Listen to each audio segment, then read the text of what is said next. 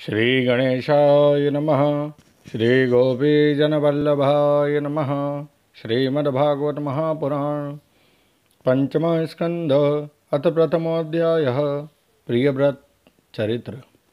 राजा परीक्षित ने पूछा, मुने महाराज प्रियव्रत तो बड़े भगवत भक्त और आत्माराम थे, उनकी गृहस्थाश्रम में कैसे रुचि हुई, जिसमें फंसने के कारण मनुष्य को अपने स्वरूप की विस्मृति होती है और वह कर्म बंधन में बन जाता है।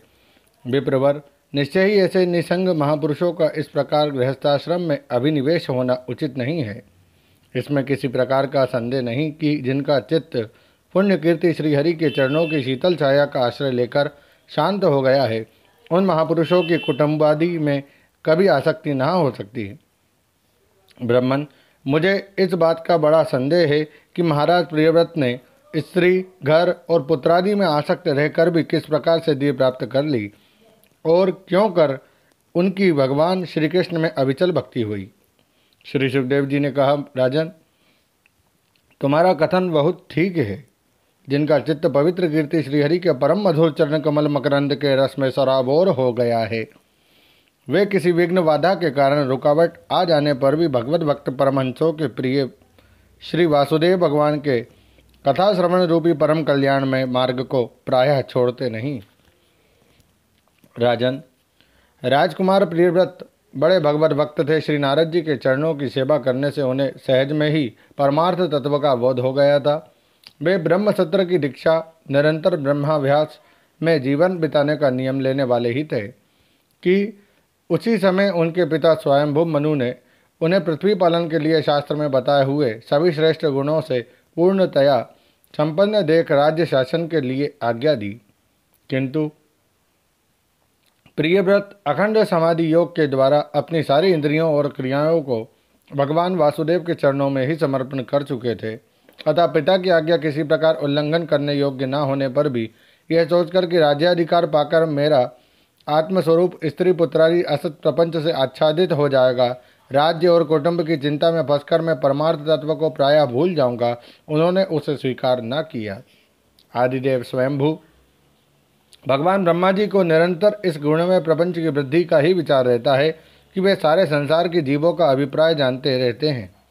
जब उन्होंने प्रियव्रत की ऐसी प्रवृत्ति देखी, तब वे मूर्तिमान चारों वेद और मरीचि आदि पार्षदों के साथ लिए अपने लोक से उतरे। आकाश में जहाँ तहाँ विमानों पर चढ़े हुए इंद्रादि प्रधान देवताओं ने उनका पूजन किया तथा मार्ग में टोलियाँ बांधकर आए हुए सिद्ध गंधर्व, साध्य, चारण और मुनिजन ने स्तवन किया। इस प्रकार जगह जगह आदर सम्मान पाते हुए साक्षात नक्षत्रनाथ चंद्रमा के समान गंधमादन की घाटी को प्रकाशित करते हुए प्रियव्रत के पास पहुँचे। प्रियव्रत को आत्मविद्या का उपदेश देने के लिए वहां नारद जी भी आए हुए थे। ब्रह्मा जी के वहां पहुंचने पर उनके वाहन हंस को देखकर देवर्षि नारद जान गए कि हमारे पिता भगवान ब्रह्मा जी पधारे हैं। अतः वे स्वयंभू मनु और प्रियव्रत के सहित तुरंत खड़े हो गए और सब ने उनको हाथ जोड़कर प्रणाम किया। परीक्षित, नारद जी ने उनकी अनेक प्रकार से पूजा की और सुमधुर वचनों से उनके गुण और अवतार की उत्कृष्टता का वर्णन किया। तब आदि पुरुष भगवान ब्रह्मा जी ने प्रियव्रत की ओर मंद मुस्कान युक्त दया दृष्टि से देखते हुए इस प्रकार कहा। श्री ब्रह्मा जी ने कहा, बेटा, मैं तुमसे सत्य सिद्धांत की बात कहता हूँ, ध्यान देकर सुनो। तुम्हें अप्रमेय श्रीहरि के प्रति किसी प्रकार की दोष दृष्टि नहीं रखनी चाहिए। तुम ही क्या, हम महादेव जी, तुम्हारे पिता स्वयंभू मनु और तुम्हारे गुरु ये महर्षि नारद भी विवश होकर उन्हीं की आज्ञा का पालन करते हैं। उनके विधान को कोई भी देहधारी ना तो तप विद्या, योग बल या बुद्धि बल से, न अर्थ या धर्म की शक्ति से और न स्वयं या किसी दूसरे की सहायता से ही टाल सकता है। प्रियवर, उसी अव्यक्त ईश्वर के दिए हुए शरीर को सब जीव जन्म, मरण, शोक, मोह, भय और सुख दुख का भोग करने तथा कर्म करने के लिए सदा धारण करते हैं। वत्स, जिस प्रकार रस्सी से नथा हुआ पशु मनुष्यों का बोझ ढोता है, उसी प्रकार परमात्मा की वेदवाणी रूप बड़ी रस्सी में सत्वादि गुण, सात्विक आदि कर्म और उनके ब्राह्मण आदि वाक्यों की मजबूत डोरी से जकड़े हुए हम सब लोग उन्हीं की इच्छा अनुसार कर्म में लगे रहते हैं और उसके द्वारा उनकी पूजा करते रहते हैं। हमारे गुण और कर्मों के अनुसार प्रभु ने हमें जिस योनि में डाल दिया है उसी को स्वीकार करके वे जैसी व्यवस्था करते हैं उसी के अनुसार हम सुख या दुख भोगते रहते हैं। हमें उनकी इच्छा का उसी प्रकार अनुसरण करना पड़ता है जैसे किसी अंधे को आंख वाले पुरुष का। मुक्त पुरुष भी प्रारब्ध का भोग करता हुआ भगवान की इच्छा के अनुसार अपने शरीर को धारण करता ही है। ठीक वैसे ही जैसे मनुष्य की निद्रा टूट जाने पर भी स्वप्न में अनुभव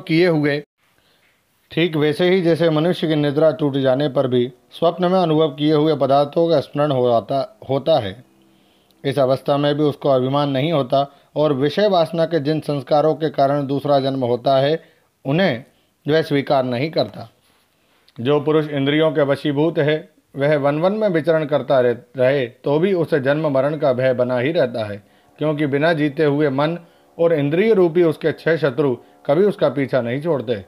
जो बुद्धिमान पुरुष इंद्रियों को जीतकर अपनी आत्मा में ही रमण करता है उसका गृहस्थाश्रम भी क्या बिगाड़ सकता है। जिसे इन 6 शत्रुओं को जीतने की इच्छा हो वह पहले घर में रहकर ही उनका अत्यंत निरोध करते हुए उन्हें वश में करने का प्रयत्न करे। किले में सुरक्षित रहकर लड़ने वाला राजा अपने प्रबल शत्रुओं को भी जीत लेता है। फिर जब इन शत्रुओं का बल अत्यंत क्षीण हो जाए तब विद्वान पुरुष इच्छानुसार विचर सकता है। तुम यद्यपि श्री कमलनाभ भगवान के चरण कमल के कली रूप किले के आश्रित रहकर इन 6 शत्रुओं को जीत चुके हो तो भी पहले उन पुराण पुरुष के दिए हुए भोगों को भोगो, इसके बाद निसंग होकर अपने आत्मस्वरूप में स्थित हो जाना। श्री सुखदेव जी कहते हैं, जब त्रिलोकी के गुरु श्री ब्रह्मा जी ने इस प्रकार कहा तो परम भागवत प्रियव्रत ने छोटे होने के कारण नम्रता से सिर झुका लिया और जो आज्ञा ऐसा कहकर बड़े आदर पूर्वक उनका आदेश शिरोधार्य किया। तब स्वयंभु मनु ने प्रसन्न होकर भगवान ब्रह्मा जी की विधिवत पूजा की और इसके पश्चात वे मन और वाणी के अविषय अपने आश्रय तथा सर्व व्यवहारातीत परब्रह्म का चिंतन करते हुए अपने लोक को चले गए। इस समय प्रियव्रत और नारद जी सरल भाव से उनकी ओर देख रहे थे। मनु जी ने इस प्रकार ब्रह्मा जी की कृपा से अपना मनोरथ पूर्ण हो जाने पर देवर्षि नारद की आज्ञा से प्रियव्रत को संपूर्ण भूमंडल की रक्षा का भार सौंप दिया और स्वयं विषय रूपी विषैले जल से भरे हुए गृहस्थाश्रम रूपी दुस्तर जलाशय की भोगेच्छा से निवृत्त हो गए। अब पृथ्वीपति महाराज प्रियव्रत भगवान की इच्छा से राज्य शासन के कार्य में नियुक्त हुए, जो संपूर्ण जगत को बंधन से छुड़ाने में अत्यंत समर्थ है। उन आदिपुरुष श्री भगवान के चरण युगल का निरंतर ध्यान करते रहने से यद्यपि उनके रागादि सभी मल नष्ट हो चुके थे और उनका हृदय भी अत्यंत शुद्ध था, तथापि बड़ों का मान रखने के लिए वे पृथ्वी का शासन करने लगे। तदनंतर उन्होंने प्रजापति विश्वकर्मा की पुत्री बरहिष्मति से विवाह किया। उससे उनके 10 पुत्र हुए। वे सब उन्हीं के समान शीलवान, गुणी, कर्मनिष्ठ, रूपवान और पराक्रमी थे। उनसे छोटी ऊर्जस्वती नाम की एक कन्या भी हुई। पुत्रों के नाम आग्नेन्द्र, इद्वजह, इद्मजिह्व, यज्ञबाहु, महावीर, हिरण्यरेता, कृतपृष्ठ, सवन, मेधातिथि, वीतिहोत्र और कवि थे। ये सब नाम अग्नि के भी हैं। इनमें कवि, महावीर और सवन ये 3 नैष्ठिक ब्रह्मचारी हुए। इन्होंने बाल्यावस्था से आत्मविद्या का अभ्यास करते हुए अंत में संन्यास आश्रम की स्वीकार किया। इन निवृत्ति परायण महर्षियों ने संन्यासाश्रम में ही रहते हुए समस्त जीवों का अधिष्ठान और भवबंधन से डरे हुए लोगों को आश्रय देने वाले भगवान वासुदेव की परम सुंदर चरणारविंदों का निरंतर चिंतन किया। उससे प्राप्त हुए अखंड एवं श्रेष्ठ भक्ति योग से उनका अंतःकरण सर्वथा शुद्ध हो गया और उसमें श्री भगवान का आविर्भाव हुआ। तब देहादि उपाधि की निवृत्ति हो जाने से उनकी आत्मा की संपूर्ण जीवों की आत्मभूत प्रत्यगात्मा में एक ही भाव से स्थित हो गई। महाराज प्रियव्रत की दूसरी भार्या से उत्तम, तामस और रेवत ये 3 पुत्र उत्पन्न हुए, जो अपने नाम वाले मनवंतरों के अधिपति हुए।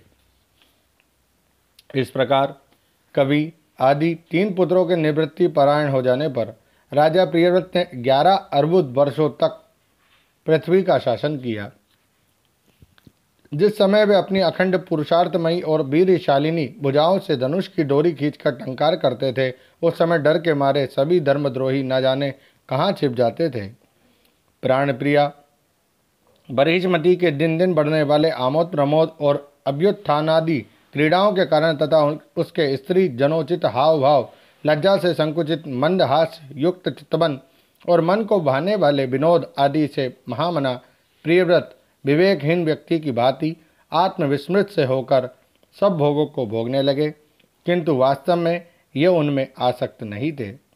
एक बार इन्होंने जब ये देखा कि भगवान सूर्य सुमेरु की परिक्रमा करते हुए लोकालोक पर्यंत पृथ्वी के जितने भाग को आलोकित करते हैं उसमें से आधा ही प्रकाश में रहता है और आधे में अंधकार छाया रहता है, तो उन्होंने इसे पसंद नहीं किया। तब उन्होंने यह संकल्प लेकर कि मैं रात को भी दिन बना दूंगा, सूर्य के समान ही वेगवान एक ज्योतिर्मय रथ पर चढ़कर द्वितीय सूर्य की भांति उनके पीछे पीछे पृथ्वी की 7 परिक्रमाएं कर डाली। भगवान की उपासना से इनका अलौकिक प्रभाव बहुत बढ़ गया था। उस समय इनके रथ के पहियों से जो लीकें बनी वे ही 7 समुद्र हुए, उनसे पृथ्वी में 7 द्वीप हो गए।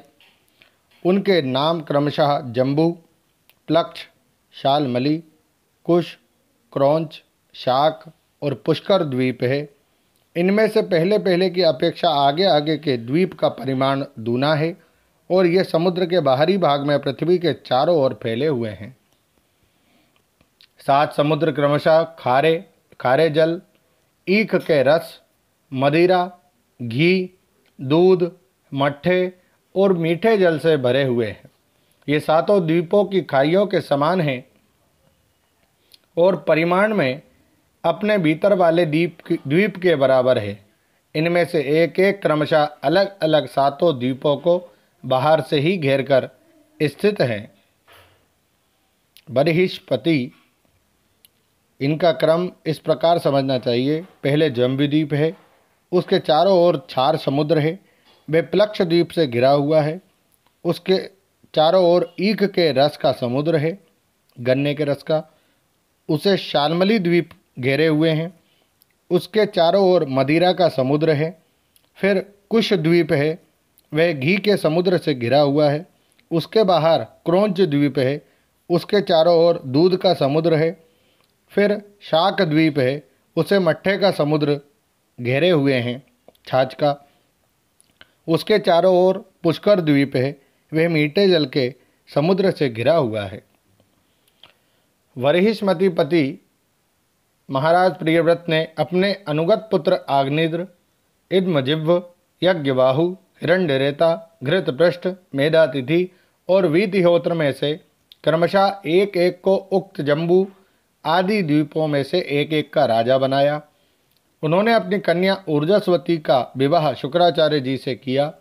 उसी से शुक्र कन्या देवयानी का जन्म हुआ। राजन, जिन्होंने भगवत चरणार बिंदों की रज के प्रभाव से शरीर के भूख प्यास शोक मोह और जरा मृत्यु इन 6 गुणों को अथवा मन के सहित 6 इंद्रियों को जीत लिया है, उन भगवत भक्तों का ऐसा पुरुषार्थ होना कोई आश्चर्य की बात नहीं है, क्योंकि वर्ण बहिष्कृत चांडाल आदि नीच योनि का पुरुष भी भगवान के नाम का केवल एक बार उच्चारण करने से तत्काल संसार बंधन से मुक्त हो जाता है। इस प्रकार अतुलनीय बल पराक्रम से युक्त महाराज प्रियव्रत एक बार अपने को देवर्षि नारद के चरणों की शरण में जाकर भी पुनः देववश प्राप्त हुए प्रपंच से फंस जाने से अशांत सा देख मन ही मन विरक्त होकर इस प्रकार कहने लगे, ओहो बड़ा बुरा हुआ, मेरी विषय लोलुप इंद्रियों ने मुझे इस अविद्याजनित विषम विषय रूप अंधकूप में गिरा दिया। बस बस बहुत हो लिया, हाय मैं तो स्त्री का क्रीड़ा मृग ही बन गया, उसने मुझे बंदर की भांति नचाया, मुझे धिक्कार है धिक्कार है। इस प्रकार उन्होंने अपने को बहुत कुछ बुरा भला कहा। परमाराध्य श्रीहरि की कृपा से उनकी विवेक वृत्ति जागृत हो गई। उन्होंने यह सारी पृथ्वी यथा योग्य अपने अनुगत पुत्रों को बांट दी और जिसके साथ उन्होंने तरह तरह के भोग भोगे थे उस अपनी राजरानी को साम्राज्य लक्ष्मी के सहित मृतदेह के समान छोड़ दिया तथा हृदय में वैराग्य धारण कर भगवान की लीलाओं का चिंतन करते हुए उसके प्रभाव से श्री नारद जी के बतलाए हुए मार्ग का अनुसरण करने लगे। महाराज प्रियव्रत के विषय में निम्नलिखित लोकोक्ति प्रसिद्ध है। राजा प्रियव्रत ने जो कर्म किए उन्हें सर्वशक्तिमान ईश्वर के सिवा और कौन कर सकता है। उन्होंने रात्रि के अंधकार को मिटाने का प्रयत्न करते हुए अपने रथ के पहियों से बनी हुई लीकों से ही 7 समुद्र बना दिए। प्राणियों के सुबीते के लिए, जिससे उनमें परस्पर झगड़ा न हो, द्वीपों के द्वारा पृथ्वी के विभाग किए और प्रत्येक द्वीप में अलग अलग नदी, पर्वत और वन आदि से उसकी सीमा निश्चित कर दी। वे भगवत भक्त नारद आदि के प्रेमी भक्त थे। उन्होंने पाताल लोक के, देवलोक के, मर्त्यलोक के तथा कर्म और योग की शक्ति से प्राप्त हुए ऐश्वर्य को भी नरक तुल्य समझा था। ओम नमो भगवते वासुदेवाय। श्रीमद्भागवते महापुराणे पारमहंस्यां संहितायां पंचम स्कंधे प्रियव्रत विजये प्रथमोऽध्यायः। श्रीराधाकृष्णार्पणमस्तु। हरये नमः, हरये नमः, हरये नमः। जय श्री कृष्ण।